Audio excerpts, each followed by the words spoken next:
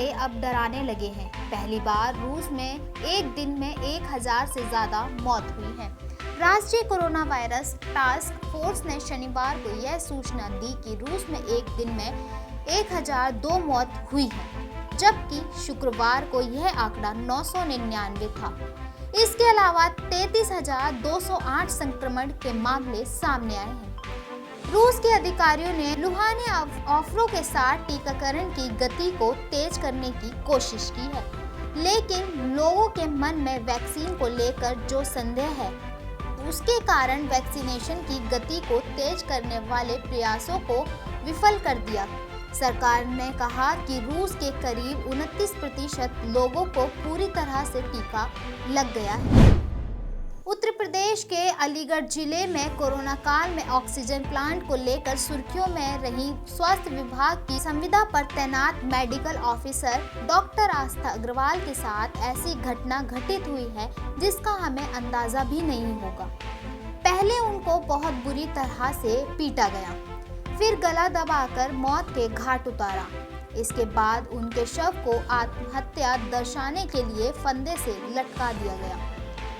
बृहस्पतिवार को 4 डॉक्टरों के पैनल द्वारा किए गए पोस्टमार्टम में उनकी मौत का कारण गला दबाकर हत्या करना आया था। दूसरी ओर पुलिस ने इस घटना को आस्था की बहन की तहरीर और पति अरुण अग्रवाल के अलावा देवर, जेठ व एक दोस्त को नामजद कर हत्या का मुकदमा दर्ज किया गया है। साथ ही आरोपी पति की तलाश में पुलिस टीम लगातार दबिश कर रही है।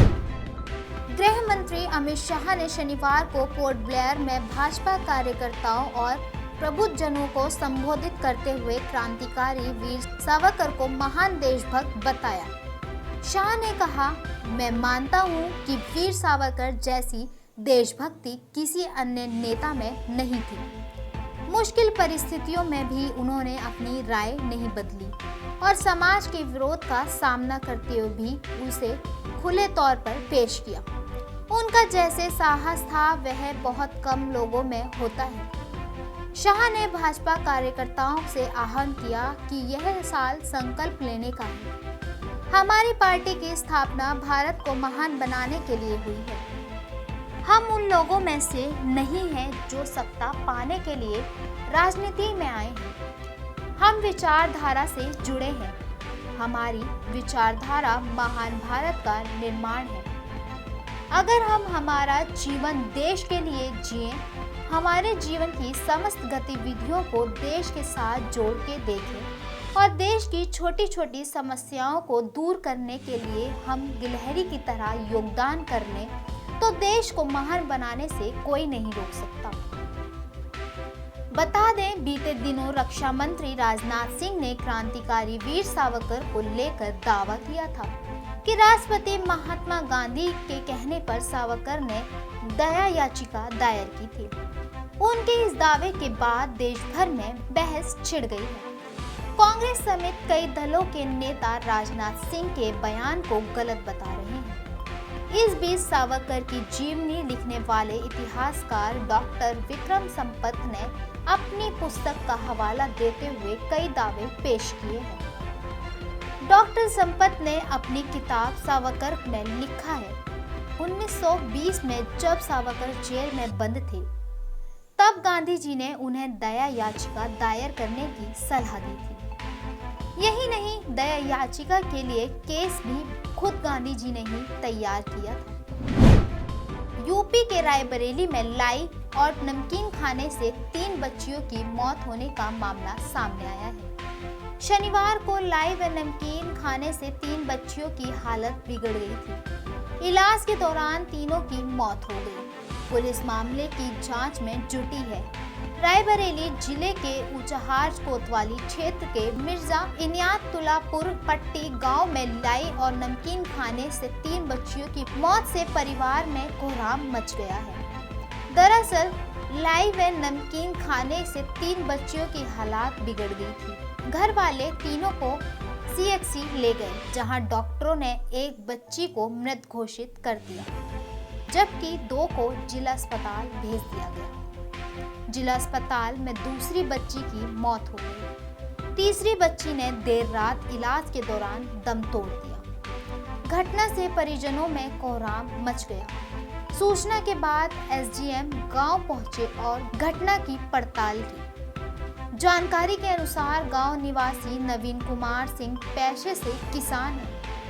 शनिवार की सुबह उनकी बड़ी बेटी परी, विधि व पीहू ने लाई व नमकीन खा ली।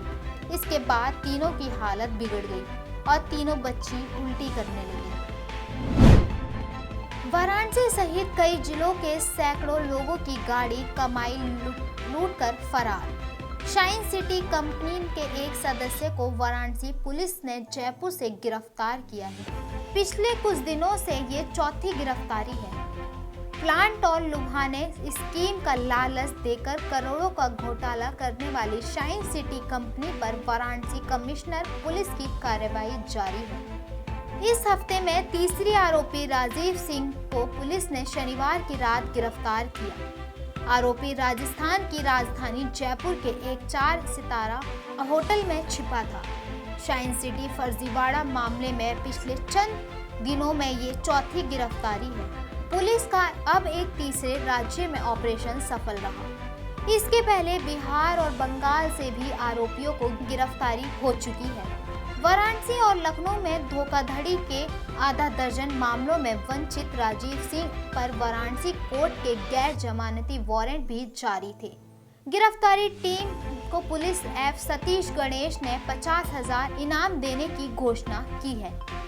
पुलिस आयुक्त ने बताया कि क्राइम ब्रांच वाराणसी व थाना चितईपुर लंका की पुलिस टीम ने राजीव सिंह को गुमान हेरिटेज होटल जयपुर राजस्थान से गिरफ्तार किया है, जहां वह नाम बदलकर छिपकर रह रहा था। दिवाली के त्योहार पर घर आना होगा आसान। रेलवे कुछ और अतिरिक्त ट्रेनें चलाने जा रहा है। वहीं ट्रेनों के अतिरिक्त कोच जोड़ने के लिए बोर्ड ने मंजूरी दे दी है। साथ ही दीपावली पर ट्रेनों में बढ़ती वोटिंग को देखते हुए रेलवे प्रशासन ने अतिरिक्त ट्रेनें चलाने का फैसला लिया है। साथ ही कई ट्रेनों में अतिरिक्त बोगियां भी लगाई जाएंगी। खास तौर पर मुंबई व केरल रूट पर चलने वाले यात्रियों को सुविधा हो जाएगी, जिसकी मंजूरी बोर्ड ने दे दी है। उत्तर रेलवे प्रशासन के मुताबिक लखनऊ वाराणसी रूट पर इसी हफ्ते से अतिरिक्त ट्रेनें शुरू कर दी जाएंगी। ये ट्रेनें लखनऊ से शाम 6 बजे और वाराणसी से सुबह 6 बजे चलाई जाएंगी। इसके अतिरिक्त गोमती नगर रेलवे स्टेशन से मुंबई व कामाख्या के लिए पूर्वोत्तर रेलवे प्रशासन की ओर से ट्रेनों को चलाने का निर्णय हो गया है, जिसकी घोषणा 2 दिन में होने की उम्मीद है। इसी क्रम में लखनऊ से दिल्ली और छपरा के बीच 26 अक्टूबर से ट्रेन चलाई जाएंगी। दीपावली के दौरान लखनऊ से दिल्ली और बिहार के बीच चल रही ट्रेनों में वोटिंग को देखते हुए रेलवे प्रशासन लखनऊ से दिल्ली और छपरा से लखनऊ होते हुए दिल्ली के बीच 26 अक्टूबर से 30 नवंबर तक अतिरिक्त ट्रेनें चलाएगा, जो कि हफ्ते में एक दिन मंगलवार को चलाई जाएंगी। पिछले 24 घंटे में भारत में कोरोना वायरस के 14,146 नए मामले सामने आए हैं, जो शनिवार के मुकाबले 11.5% तक कम है। आपको बता दें कि देश में 2,229 दिनों के बाद इतने कम कोरोना के नए केस सामने आए हैं। वहीं देश के पिछले 24 घंटों में 19,778 कोरोना के मरीज डिस्चार्ज हुए हैं और 144 लोगों की मौत हो गई है। देश के 5 राज्य ऐसे हैं जहां पर कोरोना के सबसे ज्यादा केस सामने आए हैं। इनमें केरला 7,955, महाराष्ट्र में 1,553, तमिलनाडु में 1,233, मिजोरम में 948, पश्चिम बंगाल में 443 शामिल हैं। गौरतलब है कि देश के इन्हीं 5 राज्यों में 85.76% केस सामने आए हैं। अकेले केरल से ही 56.23% केस सामने आए हैं। पिछले 24 घंटों में कोरोना की वजह से केरल में 57 लोगों की मृत्यु हो गई है, जबकि महाराष्ट्र में 26 लोगों ने अपना दम तोड़ दिया है। दुर्गा प्रतिमा विसर्जन के दौरान शनिवार देर रात स्टेशन बजरिया क्षेत्र में उस समय तनाव की स्थिति बन गई। जब एक सिरफिरे ने अपनी तेज रफ्तार कार को विसर्जन जुलूस में घुसा दिया। उसके बाद भीड़ में भगदड़ मच गई, जिसके बाद ड्राइवर घबरा गया और जान बचाने के लिए अपनी कार को तेजी से रिवर्स करके भगाने लगा। इस दौरान एक युवक उसकी चपेट में आ गया और 4 लोग घायल हो गए और एक की हालत गंभीर है। उसको इलाज के लिए हमीदिया में भर्ती कराया गया है। इस घटना के बाद जब विसर्जन में शामिल लोगों ने हंगामा किया तो पुलिस को हंगामे को शांत करने के लिए हालांकि लाठीचार्ज करना पड़ा। कांग्रेस के सभी कद्दावर नेता और मुख्यमंत्री अशोक गहलोत के दूर विरोधी रह चुके महिपाल का रविवार सुबह जोधपुर में निधन हो गया। वे 69 साल के थे और कुछ समय से कैंसर की बीमारी का सामना कर रहे थे। उनके परिवार में उनकी पत्नी जोधपुर की जिला प्रमुख लीला मदरेणा और 2 बेटियां हैं, जिसमें से उनकी एक बेटी दिव्या ओसिया से विधायक है। महिपाल मदरेणा करीब 19 साल तक जोधपुर के जिले प्रमुख और 2 बार ओसिया से विधायक रहे। प्रदेश में जल संसाधन और जल दया मंत्री के पद पर होने के दौरान जोधपुर जिले के एक ANM भंवरी देवी के अपहरण और हत्या के मामले में उनको मंत्री पद से हटाया गया और करीब 10 साल तक वो जेल में रहे। हाल ही में उन्हें हाईकोर्ट से जमानत मिली थी। जोधपुर के ग्रामीण क्षेत्र की राजनीति में उनके बेहद मजबूत पकड़ रही। सीएम नीतीश कुमार ने राज्यों में कोरोना के हालातों को लेकर समीक्षा बैठक की, जिसमें सीएम ने आदेश दिया कि दिवाली और छठ पर बिहार आने वाले सभी लोगों को कोरोना टेस्ट कराना होगा और जिन लोगों को कोरोना वैक्सीन नहीं लगी है उनका वैक्सीनेशन होगा, क्योंकि दीपावली और छठ महापर्व के मौके पर देश के अन्य राज्यों में रह रहे बिहार के लोग बड़ी संख्या में बिहार आते हैं। इसी के साथ उन्होंने अन्य बीमारी ब्लैक फंगस टीबी के साथ साथ अन्य बीमारियों के बारे में जानकारी लेकर अधिकारियों को जरूरी आदेश दिए।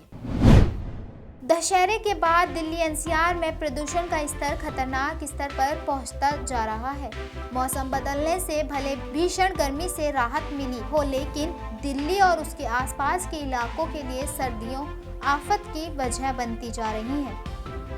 हालांकि आज हल्की बारिश से प्रदूषण में कमी जरूर आएगी, लेकिन एक बड़ी आबादी के लिए टेंशन अब से बरकरार है। दिल्ली में हर बढ़ते दिन के साथ बढ़ते प्रदूषण से माथे पर लकीरें गहरी होती जा रही हैं। दिल्ली में वायु प्रदूषण का स्तर 4 अक्टूबर को AQI 91 था, जो संतोषजनक की श्रेणी में आता है, जो एक हफ्ते के बाद यानी 11 अक्टूबर को बढ़कर 166 हो गया है। दिल्ली एनसीआर के कई इलाकों में सुबह सवेरे हल्की से मध्यम बारिश ने मौसम सुहाना कर दिया, लेकिन दोपहर के वक्त देखते ही देखते पूरा आसमान काले बादलों से घिर गया। तेज हवाओं के साथ कई इलाकों में बारिश होने लगी। करावल नगर, दिलशाद गार्डन, सीमापुरी, सीलमपुर, शादरा, विवेक विहार, लाल किला और प्रीत विहार सहित दिल्ली के अलग अलग स्थानों पर और आसपास के क्षेत्रों में बारिश हो रही है। मौसम विभाग के पूर्वानुमान के मुताबिक कल ही राजधानी में बारिश की संभावना है। वहीं अगले 24 घंटे में बादल छाए रहने के साथ मध्यम स्तर की बारिश हो सकती है। इससे तापमान में भी कमी आने की संभावना है, जिससे हल्की ठंडक महसूस होगी। साथ ही रविवार से न्यूनतम तापमान में कमी से रातें सर्द होना शुरू हो जाएंगी। शनिवार को अधिकतम तापमान सामान्य से 3 अधिक 35.5 और न्यूनतम तापमान सामान्य से 1 अधिक 20 डिग्री सेल्सियस दर्ज किया गया। बीते 24 घंटे में हवा में नमी का स्तर 38 से 91% दर्ज किया गया। दिन भर धूप खिली रही और हल्की गर्मी महसूस हो गई। शाम के समय सूरज ढलने के बाद वातावरण में हल्की ठंडक महसूस हुई। अगले 24 घंटे में अधिकतम तापमान 32 और न्यूनतम 21 डिग्री सेल्सियस दर्ज किया जा सकता है। बारिश के अगले दिन अधिकतम तापमान 30 और न्यूनतम 19 डिग्री सेल्सियस तक जा सकता है। सप्ताह के अंत तक न्यूनतम तापमान 18 डिग्री सेल्सियस तक दर्ज होने का अनुमान है। इससे हल्की सर्दी का एहसास होगा। किसान धरना स्थलों पर सीसीटीवी कैमरे लगाकर और स्वयंसेवकों की संख्या बढ़ाकर सुरक्षा चौकस करेंगे। सिंगू बॉर्डर पर मारपीट, एक व्यक्ति की हत्या को लेकर आलोचना झेल रहे किसान नेताओं ने शनिवार को यह जानकारी दी है। किसानों ने कहा कि उनके आंदोलन पर कोई असर नहीं पड़ेगा।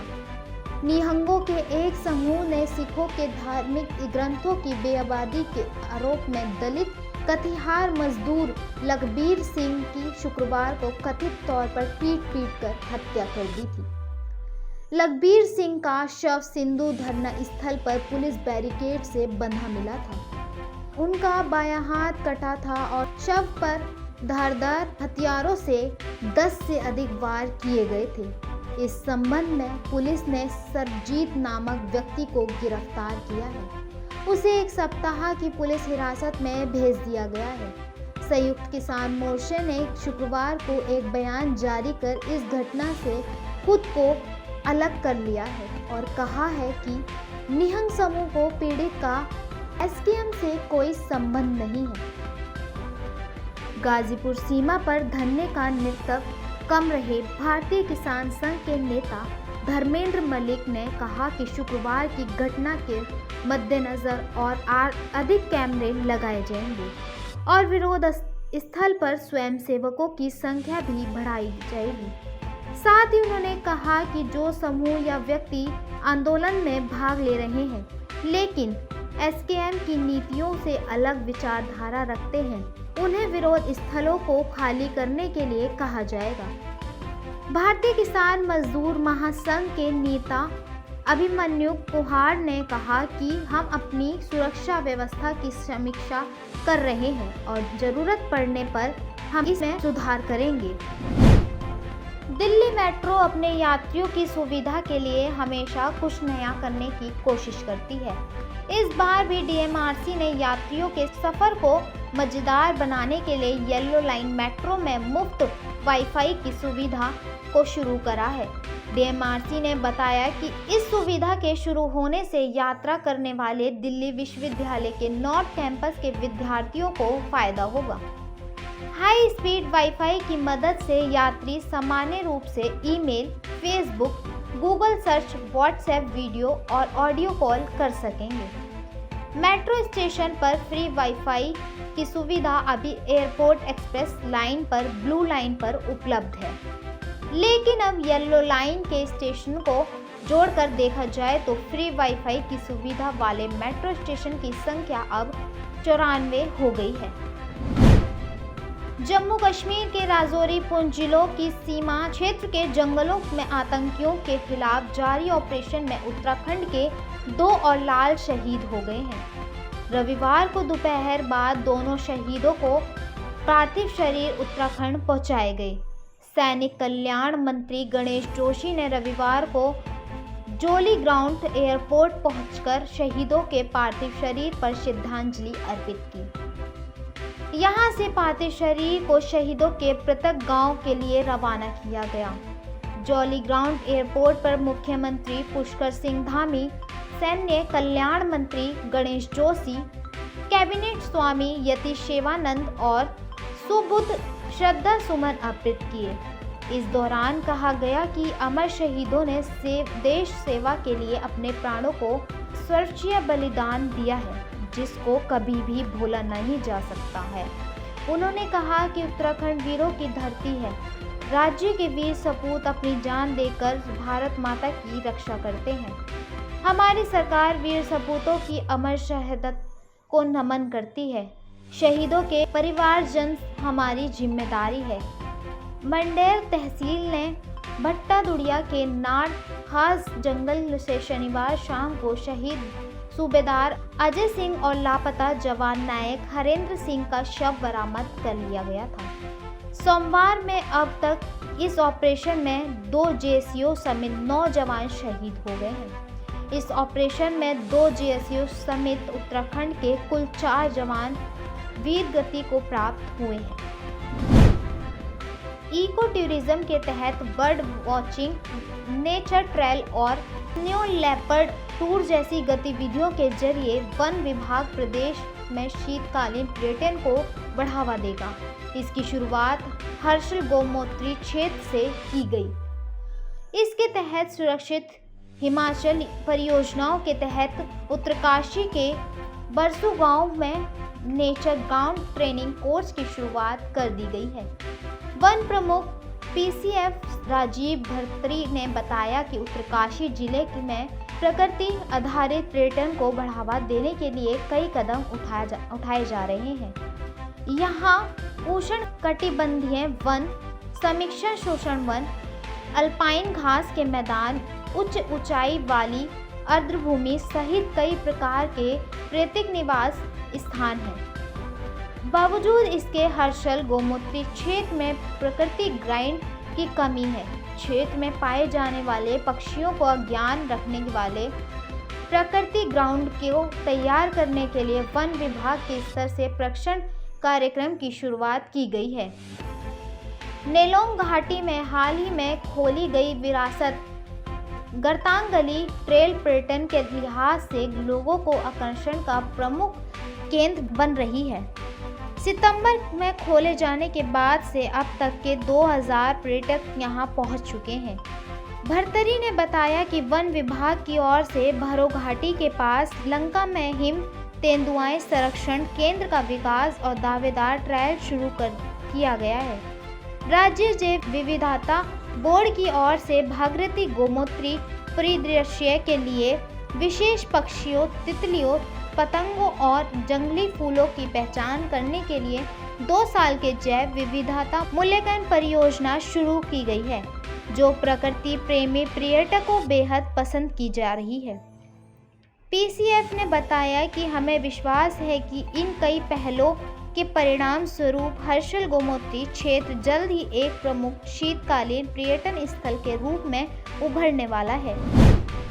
मौसम विभाग के अलर्ट के बीच रविवार को राजधानी देहरादून सहित राज्य के अधिकतम इलाकों में रविवार को मौसम खराब बना हुआ है। वहीं मौसम विभाग की ओर से 17 अक्टूबर रविवार से 2-3 दिन तक चारधाम सहित अधिकांश पर्वतीय क्षेत्रों में भारी बारिश की चेतावनी जारी की गई है।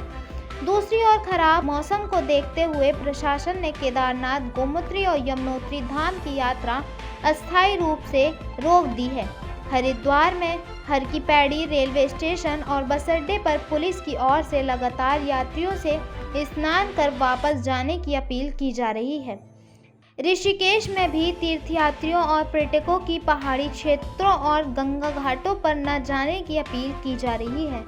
नैनीताल, हरिद्वार, उत्तरकाशी और टिहरी जिलों में जिला प्रशासन की ओर से 18 अक्टूबर के लिए सभी स्कूल कॉलेज के 1 दिन का अवकाश घोषित किया गया है। मौसम विभाग की ओर से 17 अक्टूबर रविवार से 2-3 दिन तक उत्तराखंड के चारधाम सहित अधिकांश पर्वतीय क्षेत्रों में भारी बारिश की चेतावनी दी गई है। मुख्यमंत्री पुष्कर सिंह धामी ने आपदा प्रबंधन विभाग, पुलिस प्रशासन और सभी जिला अधिकारियों को अलर्ट पर रहने के निर्देश दिए हैं। उत्तराखंड राज्य आपदा प्रबंधन प्राधिकरण और आपदा प्रबंधन विभाग ने इस चेतावनी को दृष्टिगत रखते हुए सभी स्थानीय निवासियों और यात्रियों से सतर्कता बरतने, नदी नालों से दूरी बनाने और सुरक्षित स्थानों पर रहने की अपील की है। उत्तराखंड की यात्रा पर आ रहे यात्रियों और यात्रा कर रहे यात्रियों से भी अनुरोध किया गया है कि वह मौसम की चेतावनी को देखते हुए अपनी यात्रा की योजना बनाएं और इस अवधि में यात्रा करने से बचें।